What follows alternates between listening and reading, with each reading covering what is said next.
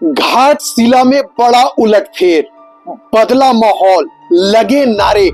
जी हां, आज घाटशिला विधानसभा क्षेत्र में वह कहावत चरितार्थ होते दिखी जिसमें कहा जाता है, तू डाल डाल तो मैं पात पात। जी हां, आज घाटशिला विधानसभा क्षेत्र कई चीजों के लिए मशहूर हो गई क्योंकि वहां पर आज जमकर प्रचार प्रसार हुआ। ऐसा दिख रहा था कि पूरे भारत के जो राजनीतिक विशेषज्ञ हैं, जो राजनेता हैं, सभी घाटशिला विधानसभा क्षेत्र में उतर चुके हैं।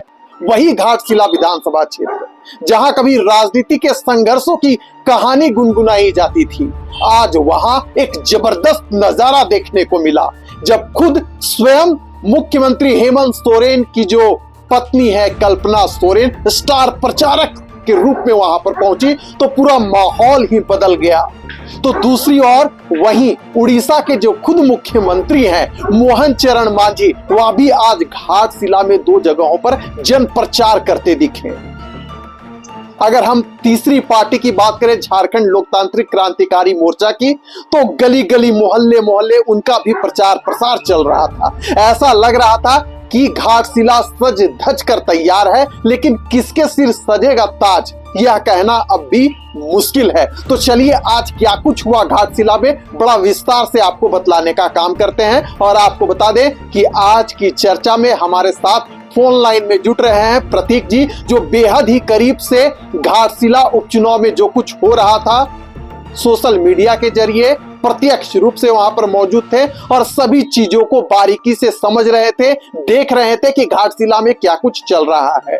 उन्होंने भी अपना ऑब्जर्वेशन तय किया और घाटशिला में किसके सिर सजेगा ताज इसको जानने का प्रयास किया। उनका आकलन भी सुनेंगे। हमारे साथ फोन लाइन में वह इस वक्त मौजूद हैं। तो चलिए चर्चा की करते हैं शुरुआत। घाटशिला में क्या कुछ हुआ पहले आपको बतलाने का करते हैं काम।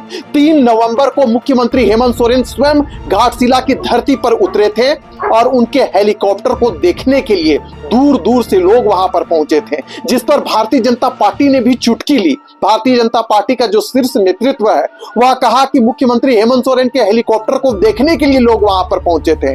भाड़े के लोग वहां पर बुलाए गए थे झारखंड मुक्ति मोर्चा की ओर से। ऐसा कथन झारखंड मुक्ति मोर्चा को लेकर भारतीय जनता पार्टी का था। लेकिन आज जब स्वयं कल्पना सोरेन पहुंची तो सर्वप्रथम वहां पर जाकर उन्होंने शिबू सोरेन को, रामदास सोरेन को श्रद्धांजलि दी। बहुत कुछ आज देखने को मिला।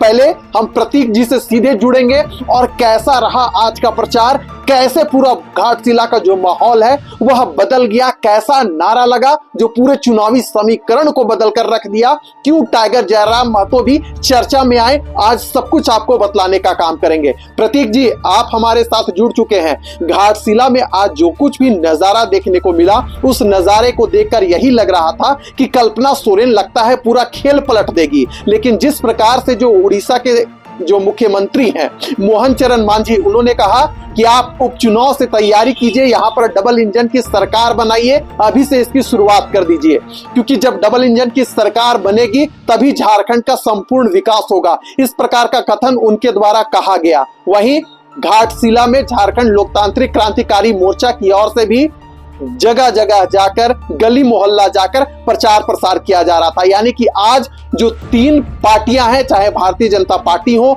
झारखंड मुक्ति मोर्चा हो, झारखंड लोकतांत्रिक क्रांतिकारी मोर्चा हो, सभी प्रचार प्रसार में जुड़े हुए थे। लेकिन आज सबसे ज्यादा चर्चा कल्पना सोरेन ने बटोरी और जो उड़ीसा के मुख्यमंत्री हैं मोहन चरण मांझी। क्या कुछ हुआ प्रतीक जी, कैसा नजारा था, उस नजारे को देखकर आपका क्या आकलन है? जी देखिए, जिस तरह से कल्पना सोरेन आज चुनाव प्रचार में जुटी और आपको कि करीब 80% महिलाएं उस भीड़ में थी, तो आप समझ सकते हैं मैया सम्मान योजना को लेकर महिलाएं कितनी सजग हैं। खासतौर पे घाटशिला में देखने को जो मिला है, मोहन चरण मांझी भी आए थे, 2 जगह जनसभा को संबोधित किए, लेकिन कल्पना सोरेन एक अलग अंदाज में नजर आई। उनका कहना था कि जिस तरह से राज्य में विकास हो रहा है, महिलाओं तक बात जन जन तक जा रही है। और जो रामदास सोरेन है, रामदास सोरेन के बारे में उनका यह कहना था कि वो काफी पढ़े लिखे आपके उम्मीदवार हैं, इंजीनियरिंग किए हुए हैं, बीटेक के वो से इंजीनियरिंग किए हैं। तो इनका जो सोच है काफी सक्रिय है। और रही बात अगर उड़ीसा के मुख्यमंत्री की बात करें तो उनका कहना था कि उड़ीसा कितना तेजी से आगे बढ़ा है। आप जानते हैं उड़ीसा में लगातार डबल इंजन की सरकार चल रही थी। जब नवीन पटनायक वहाँ के मुख्यमंत्री हुआ करते थे जी तो भाजपा उनके साथ चुनाव लड़ती थी। और एक बात आपको मैं ये भी बता दूं, नवीन पटनायक ऐसे शख्स थे जो कि काफी एजुकेटेड थे। करीब 25 साल तक वो वहाँ मुख्यमंत्री रहे। बिल्कुल। बाद में उन्हें भी जो लास्ट इलेक्शन हुआ था जी उसमें बीजेपी अलग हट गई है। बीजेपी अलग हट के चुनाव लड़ी और उनका सीट कम आया। तो उन्हें उनके बारे में इवन मोदी हो या अमित शाह, उनका कहना था कि वो अब थक चुके हैं, उनका उम्र ज्यादा हो गया है, वो किसी दूसरे के हाथ के रिमोट कंट्रोल के हाथों से चल रहे हैं। जिस तरह से अभी विपक्ष बिहार में नीतीश कुमार के बारे में बोल रहा है, जी सेम यही कंडीशन था। लेकिन हम आते हैं घाटशिला इलेक्शन पे। घाटशिला इलेक्शन पे जो तीनों पार्टियां हैं, जेएमएम हो, जेएलके हो, जो जयराम महतो की पार्टी है, बिल्कुल, या भाजपा हो, ये युद्ध स्तर पर और वो जन जन तक जाने की कोशिश कर रही है और लोहावना वादा कर रही है।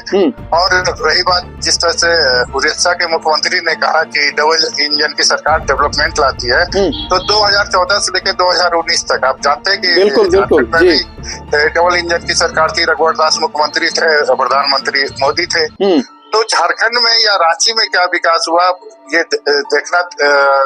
देखने वाली बात है। बिल्कुल। और जो अगर बात करें कि बिहार इलेक्शन में तो सभी बीजेपी हो या यूपीए, दोनों एक दूसरे पर आरोप प्रत्यारोप लगा रहे हैं और अपनी पूरी ताकत झोंके हुए हैं। बिल्कुल। लेकिन काफी दिनों बाद जब से इलेक्शन डिक्लेयर हुआ है तो आज के दिन देखने को मिला कि काफी सक्रिय तीनों पार्टी नजर आ रही है। बिल्कुल बिल्कुल। जगह जगह बैनर पोस्टर से छपे पड़े हैं। और 11 तारीख को इलेक्शन होने को है और 14 तारीख को रिजल्ट आएगा। लेकिन कल्पना सोरेन जिस तरह से बढ़ चढ़ कर आई है, हेमंत सोरेन भी आए थे। आपने जरूर कहा कि हेमंत सोरेन के बारे में भाजपा के नेता लोग कहे कि हेलीकॉप्टर देखने आए थे, भारे की जनता थी।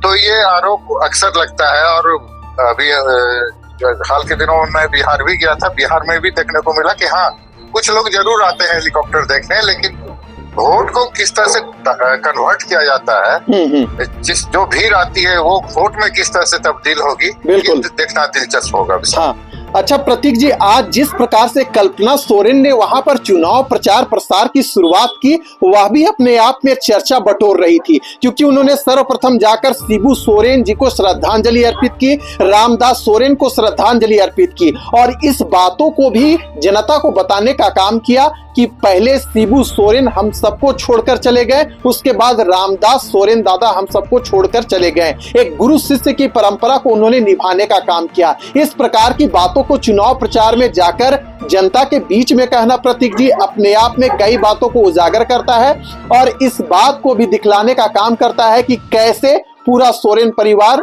जो है शिबू सोरेन के साथ जुड़े थे, उनका आशीर्वाद मिलता था। पत्रकारों ने भी जब मुख्यमंत्री हेमंत सोरेन से 3 नवंबर को प्रश्न किया कि यह पहला चुनाव होगा आपके लिए जब गुरुजी आपके साथ नहीं है, तो उन्होंने भी यह उत्तर दिया था प्रतीक जी कि उन्होंने जो गुरुजी है सावक तैयार कर चुके हैं, अब हम लोग इतना तैयार हो चुके हैं कि चुनाव प्रचार पर प्रसार कर सकते हैं। तो आज पूरा जो माहौल है कल्पना सोरेन ने बदल कर रख दिया, अपने ही भाषा में लोगों से वोट की विनती की और सबसे बड़ा क्षण प्रतीक जी उस वक्त देखने को मिला जब उन्होंने रामदास सोरेन की जो पत्नी है उन्हें मंच पर आमंत्रित किया और पूरा नजारा हमने देखा कि किस प्रकार से जो उनकी पत्नी है, रामदास सोरेन की जो पत्नी है, उनकी आंसुओं का धार निकल रहा था और वह एक ही बात को दोहरा रही थी कि रामदास सोरेन ने इस क्षेत्र के लिए बहुत कुछ किया है, बहुत काम किया, अपना पूरा जीवन घाटशिला विधानसभा क्षेत्र के लिए समर्पित कर दिए हैं।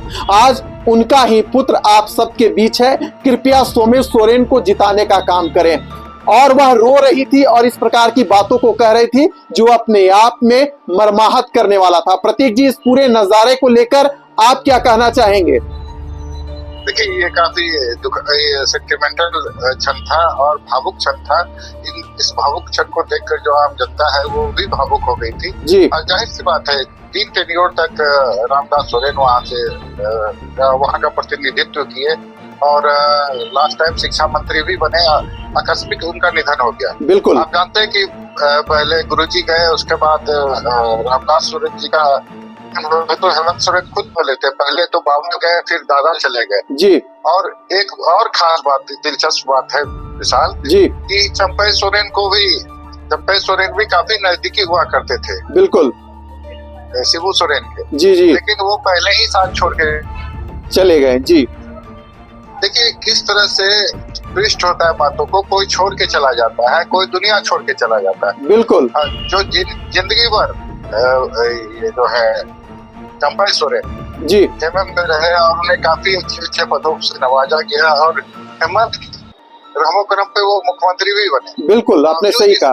वो बुलावा में आकर जरूर भाजपा का दामन थाम लिया है। बिल्कुल लेकिन पिछले इलेक्शन में भी देखिए तो किस तरह से उनके बेटे को हार का सामना करना पड़ा था और 25,000 के मतों के डिफरेंस से वो बेटे हारे थे। बिल्कुल इस बार देखना दिलचस्प होगा। तीसरी जगह पे जयराम महतो की पार्टी आई थी बिल्कुल 8100 वोट लेकर।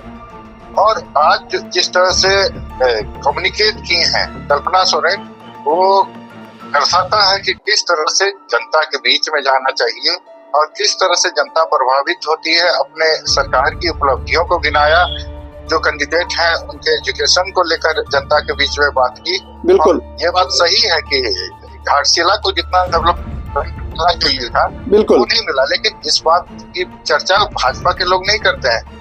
अगर देखा जाए तो कमोबेश सबसे ज्यादा झारखंड में भाजपा शासित ही राज्य रहा है। बिल्कुल उसमें 5 साल की बात, ये तो डबल इंजन की सरकार थी। जी बावजूद इसके झारखंड के कई जो विधानसभा क्षेत्र हैं